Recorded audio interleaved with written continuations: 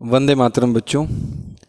बच्चों, ये first chapter का सेकंड वीडियो है जिसमें हम लोग जो कंटेंट पढ़ चुके थे उसके आगे पढ़ना स्टार्ट करेंगे। पहले चैप्टर में अभी तक आपने जो पढ़ा वो पढ़ा इकोनॉमी की मीनिंग, उसके फंक्शंस के बारे में पढ़ा, मीनिंग ऑफ इकोनॉमिक्स पढ़ा। इकोनॉमिक्स को दो ब्रांचेस में डिवाइड किया गया, इसके बारे में आपने समझा कौन कौन सी दो ब्रांचेस है, माइक्रो एंड मैक्रो इकोनॉमिक्स। आपने पॉजिटिव इकोनॉमिक एनालिसिस पढ़ा, नॉर्मेटिव इकोनॉमिक एनालिसिस पढ़ा। अब बेटा जो इस वीडियो में मैं आपको पढ़ाने जा रहा हूँ वो है बेसिक इकोनॉमिक प्रॉब्लम। देखो बेटा, कल मैंने एक चीज़ तुमको इकोनॉमिक्स पढ़ाते वक्त ये बताई थी कि इकोनॉमिक्स सिंपली क्या है, the adjustment between the unlimited wants and the limited resources. Unlimited wants and limited resource के बीच का एडजस्टमेंट जो है वो इकोनॉमिक्स है। तो what is the economic problem? अगर हम इकोनॉमिक प्रॉब्लम के बारे में बेटा बात करें कि व्हाट इज़ इकोनॉमिक प्रॉब्लम, तो economic problem is nothing but it's all about scarcity. It's all about scarcity, कमी। स्कैरसिटी के बारे में बात करेंगे। स्कैरसिटी क्या होती है? कमी। और ये स्कैरसिटी आ कहाँ से रही है? ये स्कैरसिटी आ रही है बच्चों due to unlimited wants, due to unlimited wants and limited resources, and limited resources. ध्यान दीजिएगा बच्चों, लिमिटेड रिसोर्सेज। बेटा हमारे पास रिसोर्सेज लिमिटेड हैं, वांट्स अनलिमिटेड है, उसकी वजह से हमें स्कैरसिटी फेस करना पड़ रहा है। स्कैरसिटी फेस करना पड़ रहा है। और the resources are limited which have alternative uses, जिसके बहुत सारे अल्टरनेटिव क्या है? यूज हैं, अल्टरनेटिव यूजेस। ठीक है बेटा, तो क्या समझा हमने कि what is economic problem? Economic problem is a problem which is related to the problem of scarcity. And how the scarcity arises? Scarcity arises due to unlimited wants and limited resources which have alternative uses, जिसके क्या होते हैं बेटा? Alternative uses होते हैं। ठीक है, चलिए तो बेटा अब हम क्या करेंगे अगर हम प्रॉब्लम ऑफ स्कैरसिटी में फंस जाते हैं या हमें अगर किसी चीज़ की कमी महसूस होती है तो बच्चों हमें क्या करना है? एक एग्जांपल देते हैं कि आपका एग्ज़ाम करीब है और आपने जो है आपने अपने फादर से बोला कि कुछ पैसे दे दीजिए, हम कुछ स्टेशनरी के सामान खरीद ले, मेरे पास ज्योमेट्री बॉक्स नहीं है, मेरे पास जो है स्केच पेन नहीं है, एग्ज़ाम से पहले हम ख़रीदते हैं। तो पापा ने आपके 100 रुपये आपको दे दिए। आप लेने गए तो वहाँ पे जो है ज्योमेट्री बॉक्स 70 रुपीज़ का। तो आप सोचे कि अब आपके पास देखिए लिमिटेड रिसोर्स कितना है? 100 रुपये। अब आप वहाँ पे स्केच भी खरीदने का मन बना रहे हैं, ब्लैक पेन भी चाहिए, ब्लू पेन भी चाहिए, आपको ज्योमेट्री बॉक्स भी चाहिए। तो आप क्या करेंगे? आपके पास रिसोर्स लिमिटेड है, आपको कमी महसूस हो रही है कि पैसा तो कम मिला है। अगर हम 80 रुपये का ज्योमेट्री बॉक्स ही खरीद लेंगे तो 20 रुपये में क्या पेन खरीदेंगे? अभी मुझे इतने सारे एग्जाम्स देने हैं। तो हम क्या करेंगे? हम कोई दूसरा बॉक्स ले लेंगे सस्ता, 20-30 रुपये का बॉक्स, जिसमें एक स्केल खरीद लेंगे अलग से पेंसिल ले लेंगे, रबड़ ले लेंगे, कटर ले लेंगे, हम हर चीज़ अलग से ले लेंगे। ठीक है, तो हम सोचेंगे कि हम उसी 100 रुपये में क्या करें? एडजस्ट करें। उसकी दुकान पे महंगे से महंगे पेन होंगे, महंगे से महंगे बॉक्सेस होंगे, लेकिन हमें अपने डिमांड को, हमें अपने वांट्स को उस 100 रुपये में एडजस्ट करना है। मतलब रिजल्ट क्या निकला? सिचुएशन क्या है? लिमिटेड रिसोर्सेज, अनलिमिटेड वांट्स, जिसकी वजह से हमने क्या फेस किया? स्कैरसिटी। और अब उसका रिजल्ट, उसका सॉल्यूशन क्या है? चॉइस। उसका सॉल्यूशन है चॉइस। चाहे बेटा वो पूरे इकोनॉमी की बात करो, चाहे वो तुम अपनी बात करो, किसी की भी बात की जाए, हम सब चॉइस पर हैं। अगर हम पूरे इकोनॉमी की बात करें, पूरे इकोनॉमी की बात, तो इकोनॉमी के पास भी एक लिमिटेड रिसोर्स है और गवर्नमेंट को हर साल ये चॉइस करना पड़ता है अपने बजट के थ्रू कि वो किस सेक्टर पे कहाँ कितना पैसा यूज करे। गवर्नमेंट एक साथ पूरे देश को डेवलप नहीं कर सकती। It is not possible to develop everything. It is not possible to grow every you can say grow the production, increase the production of in the every sector. It is not possible, ये possible नहीं है। तो government क्या करती है बेटा, government ये देखती है, चॉइस करती है किस सेक्टर को ज़्यादा ज़रूरत है। जैसे अभी बेटा कोरोना का काल चल रहा है, तो कोरोना में अभी गवर्नमेंट का सबसे ज़्यादा जो वो आप कहिए कि कंसंट्रेशन है, जो एक्सपेंडिचर का कंसंट्रेशन है, वो कहाँ है, हेल्थ सेक्टर पे है। बेड हो जाए, ऑक्सीजन हो जाए, लोगों को अस्पताल मिल जाए, आगे कभी ऐसी प्रॉब्लम आए तो हमारा देश उससे लड़ सके। ठीक है, कभी मान लीजिए किसी देश के साथ हमारा तनाव होता है, बॉर्डर पे कोई झगड़े होते हैं, तो फिर उस वक्त गवर्नमेंट का कंसंट्रेशन होता है कि हम हथियार खरीद के रख लें ताकि कोई दुश्मन हम पे अटैक ना कर सके। तो अगर हम उधर जाएंगे तो इधर कम होगा, अगर हम कहीं और ज़्यादा खर्च करेंगे तो एक जगह और कम होगा। तो कहने का मतलब ये है कि हमें उस लिमिटेड रिसोर्स में ही अपने आप को एडजस्ट करना है। इसलिए मैं आपको ये बातें बहुत एक्सप्लेन करके बता रहा हूं। तो what is the economic problem? Economic problem is all about scarcity, it's all about choice. तो चॉइस से पहले स्कैरसिटी। स्कैरसिटी क्यों है? क्योंकि हमारे पास अनलिमिटेड वांट्स है और लिमिटेड रिसोर्सेज है, जिसके कई अल्टरनेटिव यूजेस होते हैं। ठीक है बच्चों, ये था इकोनॉमिक प्रॉब्लम। अब हम लोग डिस्कस करेंगे central problem of economy. Central problem of economy. Central problem of economy. बच्चों देखो, सेंट्रल प्रॉब्लम ऑफ इकोनॉमी का मतलब क्या हुआ? मतलब वो प्रॉब्लम, इकोनॉमिक प्रॉब्लम भी हम सबके साथ होती है और वो प्रॉब्लम जो हर इकोनॉमी फेस करती है।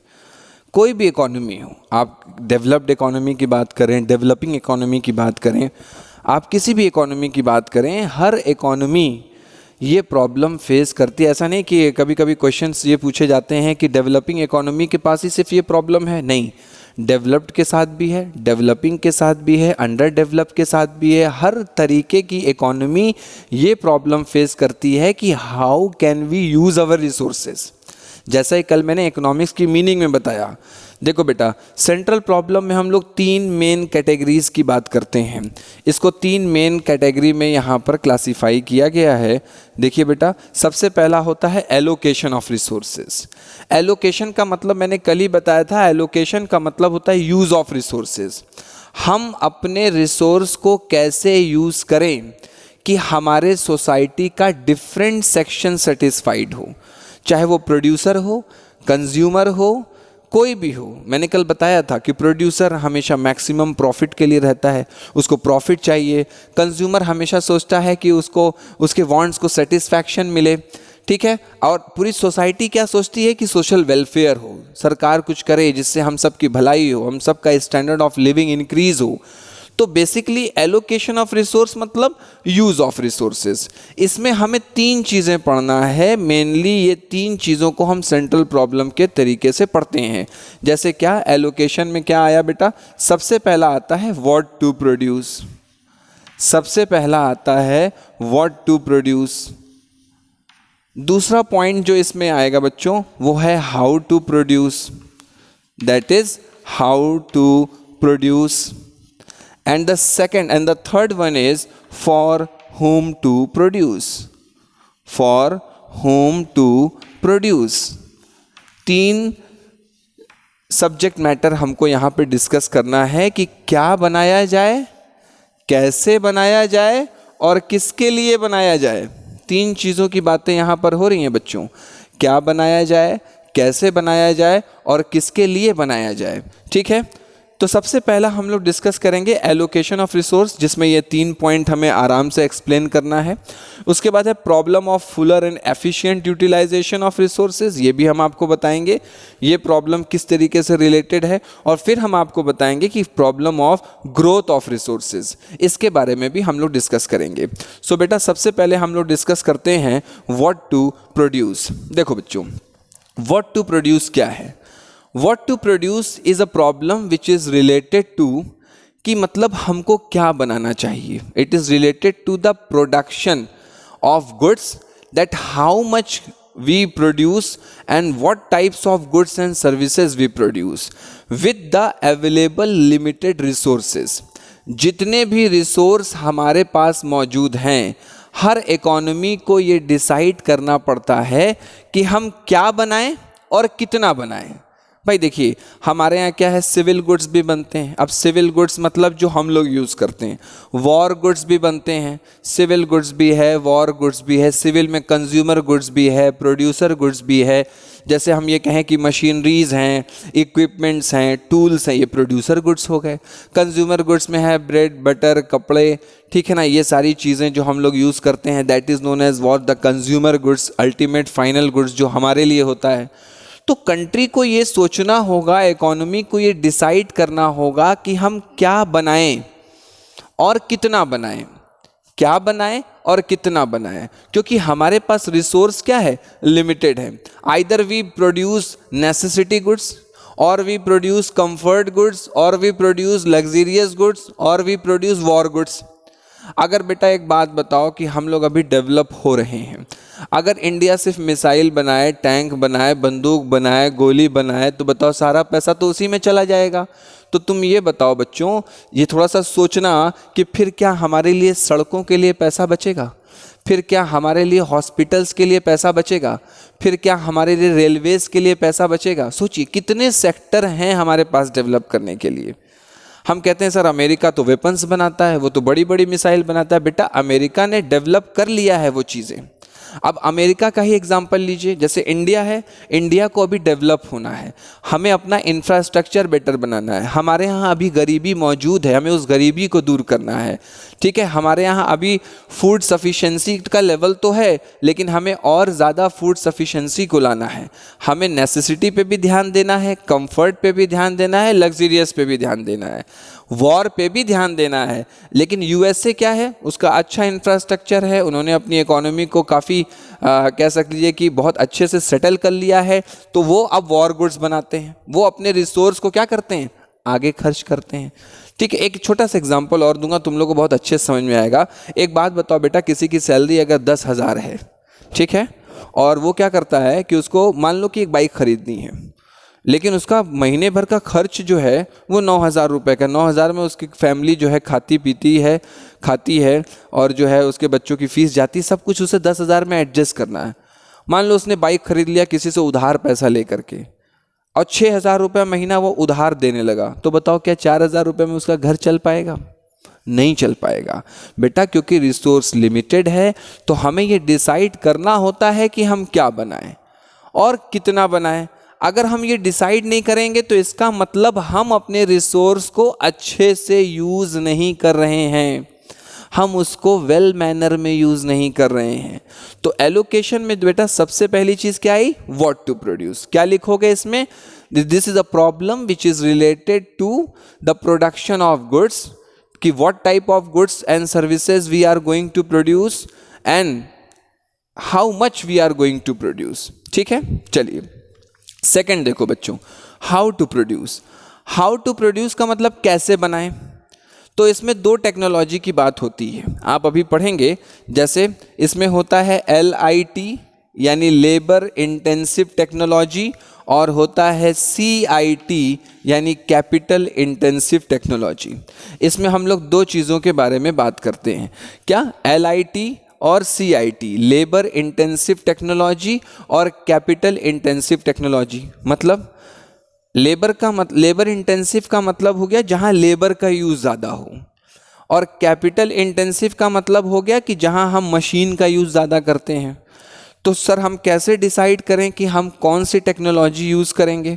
देखिए कई चीज़ों से ये डिसाइड होता है। जैसे अवेलेबिलिटी की बात हो गई, अगर लेबर्स की अवेलेबिलिटी ज़्यादा है so we can use labour intensive technology. अगर लेबर की अवेलेबिलिटी कम है, कैपिटल की अवेलेबिलिटी ज़्यादा है, तो we can use capital intensive technology.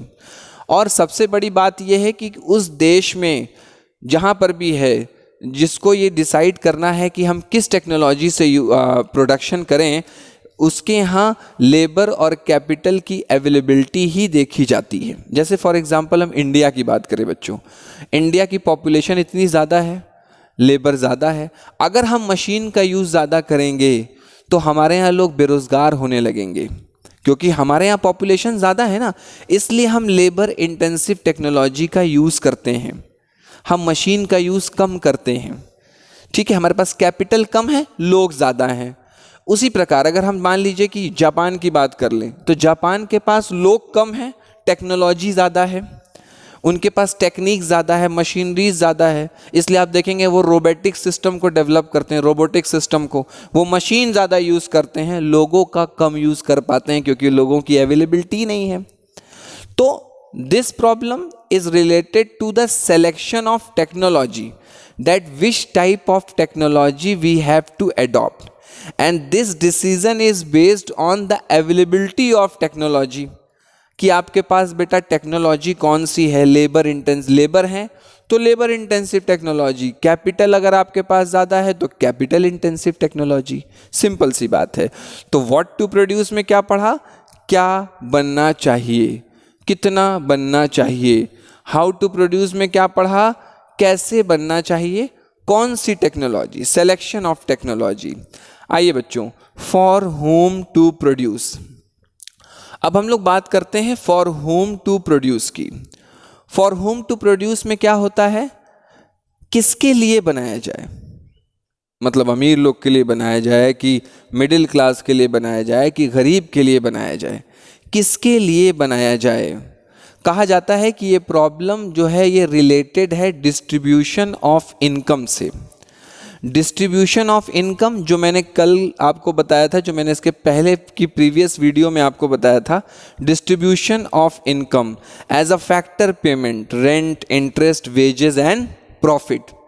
तो बेटा देखो, फॉर होम टू प्रोड्यूस का मतलब क्या है, फॉर होम टू प्रोड्यूस का मतलब है किसके लिए बनाया जाए। जाहिर सी बात है कि इकोनॉमी में जो लोग रहते हैं उनके लिए बनाया जाए, लेकिन इकोनॉमी में क्या सबकी इनकम एक जैसी है, क्या सबकी इनकम एक जैसी है, नहीं। कुछ गरीब हैं, कुछ बहुत अमीर हैं, कुछ मिडिल क्लास के लोग हैं, तो सबकी इनकम एक जैसी नहीं है। और ये ऐसा क्यों है, सवाल ये उठता है कि ऐसा क्यों है, सबकी इनकम एक जैसी क्यों नहीं है, सब एक जैसे क्यों नहीं हैं, गरीब क्यों हैं, बहुत अमीर क्यों हैं, due to the distribution of income, due to the distribution of income. कई लोग ज़्यादा पैसा कमा ले रहे हैं, कई लोग बहुत कम पैसा कमा रहे हैं। अब जैसे मान लीजिए कि कहीं एक प्लेस पे प्रोडक्शन हो रहा है, वहाँ ओनर अच्छा पैसा कमा रहा है, मालिक अच्छा पैसा कमा रहा है, लेकिन अपने लेबर को अच्छा पैसा नहीं दे रहा है, सैलरी कम दे रहा है। मतलब उसको अच्छी सैलरी दे सकता है लेकिन नहीं दे रहा है। मतलब क्या हुआ, मतलब वो बेचारे समाज के उस हिस्से में आ जाएंगे जिनको इनकम का डिस्ट्रीब्यूशन का छोटा हिस्सा मिल रहा है, तो वो तो गरीब ही रहेंगे। और जो पैसा ज़्यादा कमा रहा है उसके पास ज़्यादा पैसा आएगा।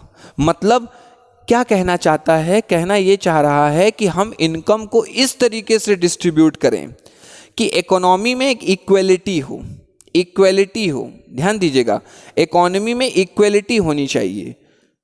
अब आपके मन में एक सवाल ये आ रहा होगा, सर सब एक बराबर कैसे हो सकते हैं।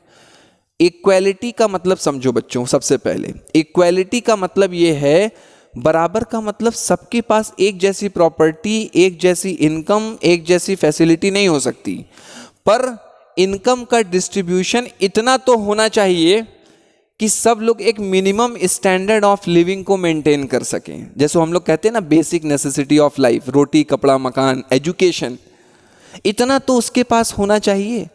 तो ये क्या कह रहा है, इकोनॉमी किसके लिए बनाएं, किसके लिए बनाएं। तो भाई सीधी सी बात है, जो सेक्शन ज़्यादा होगा हम उसके लिए बनाएंगे। रिच ज़्यादा है तो उनके लिए बनाएं, पुअर ज़्यादा है तो उनके लिए बनाएं, मिडिल ज़्यादा है तो उनके लिए बनाएं। तो basically this problem is related to the distribution of income, और सोचना चाहिए इकोनॉमी को कि हम किस तरीके से इनकम को डिस्ट्रीब्यूट करें कि हमारे इकोनॉमी में इक्वलिटी हो और सब लोग एक मिनिमम स्टैंडर्ड ऑफ लिविंग को अडॉप्ट कर सकें और उसको किसी तरीके से अपना जीवन चला सकें। ठीक है बच्चों, ये तीन चीज़ें उम्मीद है कि आपको क्लियर हुई होगी। व्हाट टू प्रोड्यूस, क्या बना, इतना ही लिखना है। व्हाट, क्या बनाना है, कैसा गुड्स बनाना है, सिविल गुड्स बनाना है, वॉर गुड्स बनाना है, सिविल में भी कंज्यूमर गुड्स बनाना है, प्रोड्यूसर बनाना है, क्या बनाना है इसको डिसाइड करना। हाउ टू प्रोड्यूस, किस टेक्नोलॉजी से बनाना है, labour intensive, capital intensive. For whom to produce, किसके लिए बनाना है, हमारे यहाँ कौन सा सेक्शन ज़्यादा है, किसके लिए बनाना है। और जो भी है इनकम इनइक्वलिटी है, जो भी अमीर गरीब है, ये क्यों है, क्योंकि हमारे यहाँ इनकम की इनइक्वलिटी है, डिस्ट्रीब्यूशन ऑफ इनकम इक्वल नहीं है। तो हमें ये कोशिश करनी होगी कि डिस्ट्रीब्यूशन ऑफ इनकम इक्वल हो, ताकि हम जो गुड्स बनाएं उसको सभी कोई परचेस कर पाए।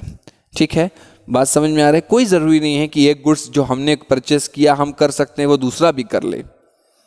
तो ये ऐसा इसीलिए पॉसिबल है क्योंकि इनकम इक्वल नहीं है। तो फॉर होम टू प्रोड्यूस, किसके लिए बनाए, जो ज़्यादा हैं, पैसे अमीर लोग ज़्यादा हैं तो उनके लिए जो गुड्स बनेगा वो ज़्यादा बनेगा क्योंकि वो उसको खरीदेंगे। गरीब लोग ज़्यादा हैं तो गरीबों के बारे में सोचा जाएगा। अब जब भारत आज़ाद हुआ 1947 में, तो भारत में बहुत गरीबी थी। उस वक्त हम बेटा अगर BMW बनाते, ऐसा नहीं कि नहीं बना सकते थे, हम BMW कंपनी को अपने यहाँ लाते, BMW बनाते, तो कौन BMW खरीदता, खरीदने वाले एक ही दो लोग थे, कौन खरीदता। तो आपने देखा होगा साइकिल हुई, फिर बाइक हुई, फिर आज कार है, लग्जरी कार है। तो धीरे धीरे हम बढ़ रहे हैं, जैसे जैसे लोगों की इनकम बढ़ रही है वैसे वैसे हम बढ़ रहे हैं। So these are the problem. जो बेटा देखो, जो भी इस चैप्टर में तुम पढ़ोगे और पूरे माइक्रो में पढ़ोगे, एक बेस मान के चलना। तुम्हारी बिल्डिंग कॉन्सेप्ट का जो बिल्डिंग है वो एक बेस पे खड़ा होने जा रहा है, अनलिमिटेड वांट्स अनलिमिटेड रिसोर्स। इसी की वजह से इकोनॉमिक प्रॉब्लम है, इसी की वजह से सेंट्रल प्रॉब्लम है, इसी की वजह से हमको ये सोचना पड़ रहा है कि how we allocate our resources, हम अपने रिसोर्स को कैसे एलोकेट करें। ठीक है, आप इन चीज़ों को रिवाइज करिएगा अपनी बुक से। कोई प्रॉब्लम हो रेमेडियल क्लासेस में आप पूछ सकते हैं। ठीक है बच्चा, इसको नोट कर लीजिए। बच्चों आपने अभी समझा allocation of resources, central problem हम लोग पढ़ रहे हैं।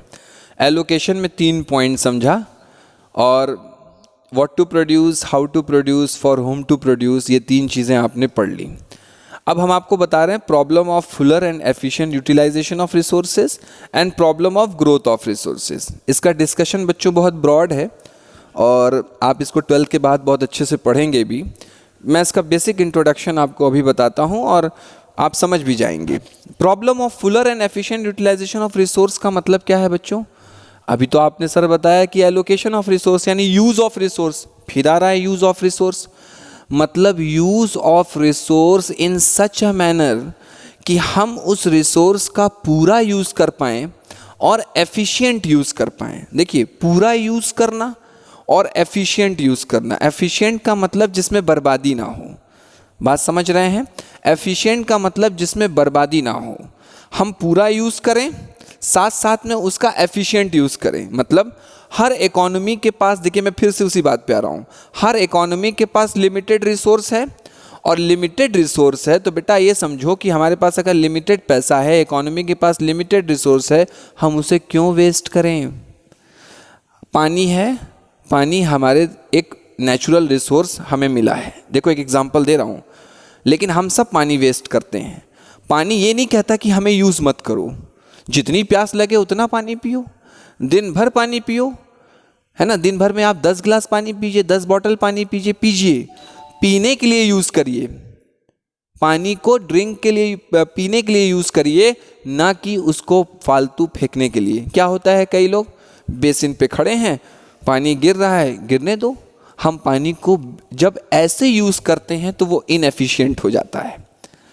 तो बेटा रिसोर्स को हमेशा, हर इकोनॉमी को ये कोशिश करनी चाहिए कि हम अपने रिसोर्स का पूरा और एफिशिएंट यूटिलाइजेशन करें। आपने देखा होगा कहीं कहीं सड़क बनती है, आज सड़क बनी, 4 दिन बाद ख़राब, फिर सरकार पैसा देगी, साल भर में 10 बार पैसा सड़क के लिए देती है सरकार। तो ये देखिए, आपको खुद कष्ट होता है कि कई लोग, आप लोग भी के मन में भी ये सवाल आता होगा, ये कैसी रोड बनी, आज बनी 3 दिन बाद ख़राब। कोई से पूछो तो भाई इस रोड को बनने में 10 लाख रुपए लग गए। तो भाई ठीक है, तुम 10 नहीं 15 लाख रुपए लगा दो, लेकिन रोड ऐसी बनाओ कि कम से कम 2 साल चले। एक बार बन गई, टूट गई, फिर 10-10 लाख रुपए करके 4 बार अगर लगा तो 40 लाख लगा, और एक ही बार में 15 लाख अगर लगा बच्चों तो 25 लाख रुपए बचे। मतलब हम अपने रिसोर्स को वेस्ट कर रहे हैं, अब चाहे जो भी इसके पीछे वजह हो, वेस्ट कर रहे हैं। तो दिस पॉइंट सेज कि हर एक इकोनॉमी के सामने ये चैलेंज होता है कि हम अपने रिसोर्स को कैसे यूज़ करें। तो इसमें हमेशा ये कोशिश करनी चाहिए कि हम अपने रिसोर्स को ज़्यादा से ज़्यादा कैपेबिलिटी के हिसाब से यूज़ कर सकें, और ज़्यादा यूज़ करना मतलब लेकिन एफिशिएंट यूज़ करें, उसकी बर्बादी ना हो। ठीक है बच्चों, चलो problem of growth of resources. अब आप कहेंगे सर ग्रोथ ऑफ रिसोर्सेज की बात हो रही है, रिसोर्स को बढ़ाने की बात हो रही है। बिल्कुल, रिसोर्स जो हमारे पास हैं वो बढ़ते नहीं हैं। बढ़ते इन द सेंस बहुत सारे रिसोर्स को हम बढ़ा भी सकते हैं, ये भी समझिए। जैसे कुछ नेचुरल ऐसे रिसोर्स हैं, जैसे हमारे पास जो ज़मीन है वो नहीं बढ़ सकती, वो हमारी बाउंड्री है। नेचुरल रिसोर्स में क्या है कि हम पेड़ पौधे लगा करके कुछ अपने एनवायरनमेंट को अच्छा कर सकते हैं, नेचुरल चीज़ों को प्रोड्यूस करते ही हैं, हम अपने रिसोर्स को बढ़ाते ही हैं। जैसे बेटा आपने कभी सुना होगा ग्रीन रिवॉल्यूशन के बारे में, आज़ादी के बाद आया, फूड ग्रेन्स बढ़ा, हमने सीड डेवलप की, हमने अपना प्रोडक्शन बढ़ाया। तो कहीं ना कहीं प्रोडक्शन बढ़ाया, रिसोर्सेज बढ़ाया, एग्रीकल्चर सेक्टर को और ज़्यादा डेवलप किया। तो ग्रोथ ऑफ रिसोर्सेज का मतलब समझ रहे हो बेटा, ग्रोथ ऑफ रिसोर्सेज का मतलब ये हुआ कि every economy face the problem for economic growth. सबको अपनी इकोनॉमी को ग्रो करना है, सब चाहते हैं कि हमारी जीडीपी अच्छी हो, हमारा पर कैपिटा इनकम अच्छा हो, सब चाहते हैं कि हमारा देश तरक्की करे, आगे बढ़े, लोगों को रोज़गार मिले, गरीबी कम हो। That is the economic growth. और ये कब पॉसिबल होगा? जब हमारी प्रोडक्टिव कैपेसिटी बढ़ेगी, चाहे वो प्राइमरी सेक्टर हो, चाहे वो सेकेंडरी सेक्टर हो, चाहे वो टर्शियरी सेक्टर हो। तो कहने का मतलब है कि हम अपने रिसोर्स को कैसे बढ़ा सकते हैं? हम अपने रिसोर्स को तभी ग्रो कर सकते हैं जब हम अपनी प्रोडक्टिव कैपेसिटी को बढ़ाएंगे। जैसे अगर मान लीजिए कि आपके देश में जितने ज़्यादा डॉक्टर्स होंगे, जितने ज़्यादा इंजीनियर्स होंगे, जितने ज़्यादा साइंटिस्ट होंगे, ये भी तो ग्रोथ ऑफ रिसोर्स है, क्योंकि बेटा ये ह्यूमन रिसोर्स है। अगर आप आज से 50 साल पहले की बात करें तो इंडिया के रिसोर्सेज इतने ज़्यादा नहीं थे, लेकिन आज आप बात करें, आज उससे बेहतर सड़कें हैं, आज उससे बेहतर अस्पताल हैं, आज उससे बेहतर टेक्नोलॉजी है, क्योंकि टाइम टू टाइम हम लोग बढ़ते गए, हमने ग्रो किया। रिसोर्सेज कैसे ग्रो हुए? हमने अपनी कैपेसिटी को बढ़ाया, हमने इकोनॉमी को ग्रो किया, हमने ह्यूमन रिसोर्स को ग्रो किया, हमने फिजिकल रिसोर्स को ग्रो किया। आज बेटा अगर टेक्नोलॉजी नहीं होती तो बताइए, आज कोरोना में हम कभी ऑनलाइन क्लासेस पढ़ा पाते? आपको नहीं पढ़ा पाते, क्योंकि टाइम के साथ हम ग्रो हुए, हमारी कैपेबिलिटीज़ ग्रो हुई। तो problem of growth of resource is a problem which is concern with, which is related with the increase in the economic growth, increase in the capability of economy, increase in the productive capacity of the economy। ठीक है, so these are all the central problem जो हमने आपके सामने discuss किया। आप सभी इसको एक बार रिवाइज कर लीजिएगा। What to produce, how to produce, for whom to produce, these are 3 important problems जो आपको याद रखनी है एग्जामिनेशन पॉइंट ऑफ व्यू से। ठीक है, ये आपसे पूछा जाएगा। एलोकेशन ऑफ रिसोर्स के अंडर में ये तीनों आते हैं और उसके बाद ये आते हैं। तो there are 3 main classification of central problem, and in this यहाँ पर 3 प्रॉब्लम जो हम अपने सिलेबस के अकॉर्डिंग पढ़ रहे हैं।